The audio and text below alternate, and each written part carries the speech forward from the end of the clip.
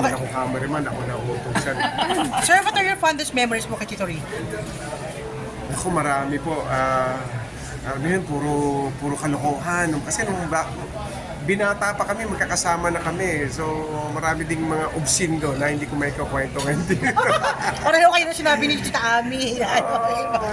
Marami kalokohan. But puro masasaya, sobra. Kasi nga, nauso pa dati yung acting workshops, nauso din yung basketball. Yes, yes. Nakakapag-basketball pa kami noon at umiikot kami, hindi lang sa Pilipinas, pati sa iba't ibang bansa. Yung mga all-star basketball team. Before, no? Before yan eh. Oo, before. So, ang saya namin noon, sobra. Iba pa yung all-star ditong league sa mga sa celebrity, sa Actors Guild. So, napakarami. Si Rick, parang kami magkakapatid. So, lahat ng may problema, masaya, halo-halo. Talaga, lahat doon namin nakukuha ay nailalabas yung totoong kami. Kung sino kami, gano'n. So, talagang totoong kasiyahan.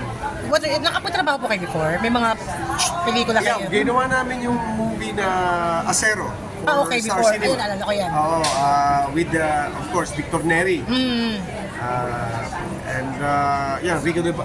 Siya yung pare, ako yung sanggano. Yes, yes. Yan, Victor Acero. With Jelly de Belen po ba to? With Jelly de Belen. Alala ko, Tama. Galing nga eh. Sir, Joey Del Rosario. Joey Del Rosario naman, director nun. Kamusta po siyang katrabaho naman, sir? As an actor, how you will describe him naman? Ricky Davao was an inspiration to me as an actor, as a professional. Ano siya, very perfectionist din siya, at saka marami siyang advice, marami siyang kwento, ganito yung approach, ganito yung Ganun kami mag-usap eh, kala mo nag-acting, nag-workshop pa rin at the same time eh. Ano rin yan eh, Ricky Davao is a lettered person also at the same time. So, mahilig siyang mag-share, hindi siya maramot, mahilig siya mag-share ng ideas and knowledge about acting, about the craft. So, ang dami ko natutunan din sa kanya. Hindi lang puro kalokohan na natutunan ko sa kanya. Ano naman po yung mga lessons in life na mga natutunan niyo sa kanya, sir? Pwede bang ibahagi pa naman sa akin?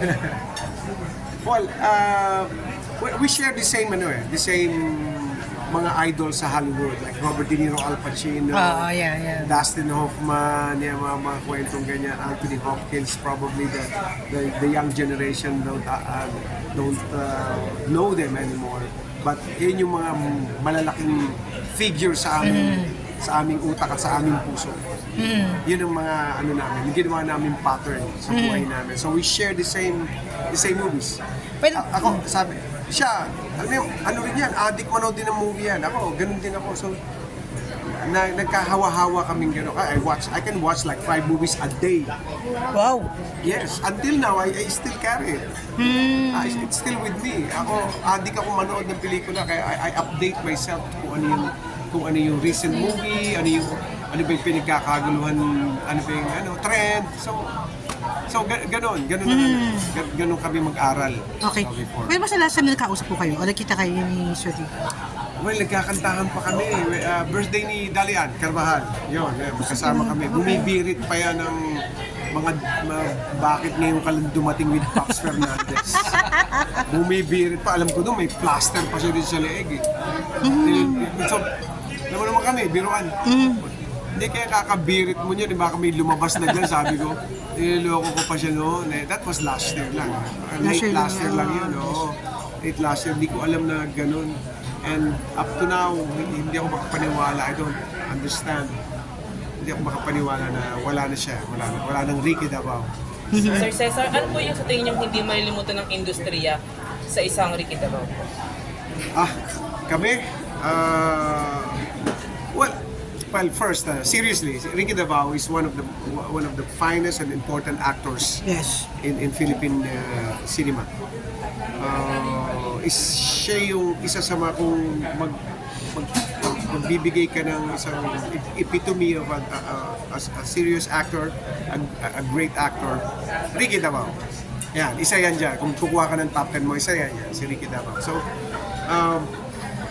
isa amin sa grupo namin na magkakaibigan, kapag nagkaroon na ng kasiyahan at may kumakanta na, si Ricky Davao palagi may hawak ng microphone. Hindi mo makukuha yung microphone. Para bang siya na yung gustong kumanta na lang ng kumanta. Ang hirap na agawin sa kanya yung microphone. Yan, hindi mo makakalimutan sa kanya. Si Davao lang yun, si Ricky Davao lang gumagawa niya. Boy, may nakwento kanina sa eulogy si Res Cortez about yung bonding nyo sa Milan. Oh yeah, Yeah. oo. Can you tell us your version of the events? Kasi nakwento niya na parang na-prank mo sila tapos yung... Hindi, ako yung mahilig dyan sa pagpaprangka. Actually, bago mauso yan sa... Ginagawa nyo na, sir. Ginagawa, ang dami kong ginawa sa kanila na ko. Isa siya sa mga nabiktima ko kasi we were in Italy, sa Milan, na nakita ko yung tingin ng mga Italiano sa Pilipino, sa amin, kami, every breakfast, nakikita ko, parang ang liit ng tingin sa atin. Kasi nga, kami, naka-shorts, ano lang suot, kakain mag-breakfast. Nababasa ko yung utak nila, maliit ang tingin sa atin. Sabi ko, isang araw, bibihisan ko kayo na maayos. Thank you. Sir, may iba tayo. Matapos, Tawag okay. dito yung ano po, yung marami na kami sa inyo sa acting. Wala na po ba kayong balak bumalik sa showbiz? at Hindi, gumawa ng meron, bago? magagawa pa tayo. Meron. Ano, pelikula po? Ako pelikula gusto ko pelikula. Bakit po? Papagod Eh, kayo? Ayun na serye, sir. I don't know pero mas ano ako sa mas kagat ko yung komportable ako Sa movies. sa movie. I'm a film person, I'm a Yes, movie yes. person. Ayun ako Ayaw mo mag-guess sa ano? Batang na ako. Kasi nandun nila sa Hindi ka ba kinausap mo ni Coco? Sige, mamaya konti. Madali mo na Hindi, in-offer ba? kausapin. In-offer ka ba? Hindi, wala pa naman. Hindi, kasi di ba nag-guest ako sa kanya sa, ano yung una, bago Provinciano. Provinciano, I was there. Ayun naman pala. Oo, so ako naghihintay lang naman ako. There's a good role, why not, di ba? Kung tempting and charming ang kanilang offer. And, Bakit hindi? Irrefusable, bakit hindi, di ba? Siyempre, I still have to pay my bills, my monthly bills. Yes. Eh, yung Sir. movie, ano po yung movie na gusto mong gawin? Meron mga... Movies marami naka-line up, but of course, it's a matter of time kung kailan lang po masisimulan. But I like movies kasi yung fulfillment mo mas malaki, mas Yes. maganda sa movies. Kasi mas nabibigyan ng time. Sir, gano'n ka proud sa mga anak mo, no? Kasi ang gaganda ng mga grades sa school. Gano'n ka proud sa mga anak mo kay Sunshine? Kasi gaganda ng mga I grades. can't be more proud sa mga anak ko. Kaganda, di ba? Tapos graduate na. Yes, Sabi, ano. pag-graduate na ako. Imagine. So, nakakatuwa, natatapos na sila. So, yun. I thank God. All glory to God. Siya lang naman tumutulong para... Ma'am, sir, kasi si Sunshine also very proud of yun sa mga anak po niyo, no? At alam naman natin talaga yung pagsisikap niyo pareho para mabigyan sila ng magandang buhay. Are you happy now na very happy na rin po Sunshine ngayon with her love life? Of course. So, Sunshine is a very good friend now. At of course, pag happy siya nakikita, siyempre, di ba, pag nakita mo happy yung kaibigan mo, dapat happy ka rin. Pag nakikita mo malungkot ang kaibigan mo, Malungkot ka din. malungkot ka rin. So, she's happy, I'm happy. Sir, nabit ka na ba siya ng personal, sir? Nagamit namin toothpaste Ay, joke lang. Nakilala na ba ni... Libre nga Sir, nakamit na pa ba sa iyo, Sunshine? Sunshine si Atom ang Ang sa'yo. Pag kilala mo siya ng personal. Sandali. Hello? Atong, ako sa. Ano ka din, Cesar? Dali Ano na. ba? Sir, naman yung Ricky na baunan tayo. Haba na. Nandito ka na rin lang naman. Alam mo, inuuto nyo na ako Kasi mas bihira ka na namin makita, sir. Kasi wala kang movie, wala kang sir. Kasi mukha lang yata ako uto-uto Ano Hindi ba? naman. Yun Hindi, okay. Ano? Na-meet mo na ba siya? Sino? Si Atom Ay. Tagal ko na kaibigan nyo. Hindi, yung kasama ni Sunshine. Oo, nakita kami sa isang Nag-date na ba kayo? birthday ng isang anak ko, nagkita sa hindi siya talaga nagtagal sa sa may dinner lang naman yun and he had to go. So he had to leave right away.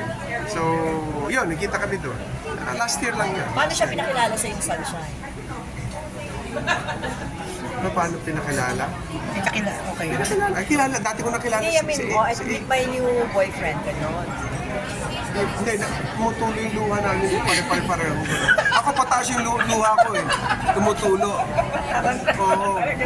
Sabi ko, Wala ba kang so, Pare, sabi ko sa kanya, Ay, padala mo na sa Gcash ko ah. Pali Sir, generous kayo ka. naman po, kamusta? Ayos! Kamusta namang love life niyo? Kayo naman po. Gusto niyo malaman love life ko talaga? Opo. Talaga? Opo. Hoy! Muna! Showbiz po ba? Non-showbiz? May baka po ba? Basta tayo, happy lang tayo. Masaya lang tayo dapat. Masaya Oo. tayo lahat. Hindi, di ba na-meet naman yung Sunshine yung girlfriend nila? Ewan ko kung may bago ha. Alam ko yung dati, yung last girlfriend. Dapat lagi may bago. Ah? Kahit yung may luma. Sure naman. Ate, naman niya siya. Lagi may bago. Tinanong ko na tayo. Ay, puro luma yung boyfriend, girlfriend ninyo? Yung dati pa din, Laging bago. Ay, Diyos ko. Hindi, ako naman, hindi naman ako nag-ano eh, nag-overlap. Pagkatapos ng isa, ang Teka daming muna, walk out na ako. ang daming sige, hawakan ko Ako muna. naman.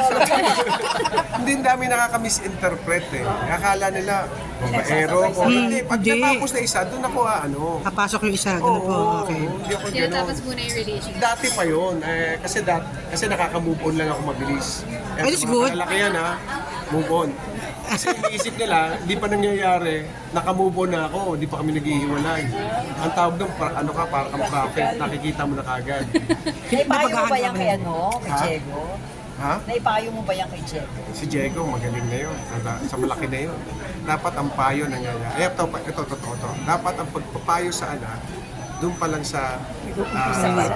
Maliit pa Oo, lang. maliit pa lang. 2 years old, paakyat.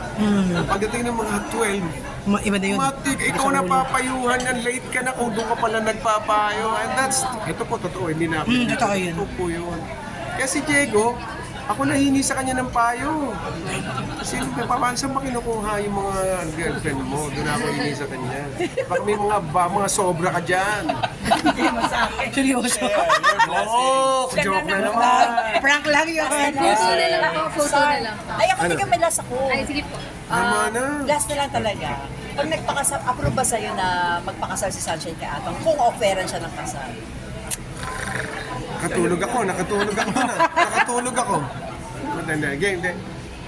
Next question, please. Ay, parang may hurt Ha? Parang may selos factor Selos factor, May selos pa Okay, salamat po. Parang pinag-a-advise mo ko sa 12 years old. Alam na nila yun. Matanda na yun. Hindi ko sila pipilitin. Siyempre, kung masaya sila, masaya ako. Sinagot ko na Aten yan ka. Ha? Attend ka. Magkano? Ikaw, aten ka ba? Oh, why not? Tinipid ako eh. Sasabihin mo rin magkano. Photo na lang Salamat po sa ako. picture.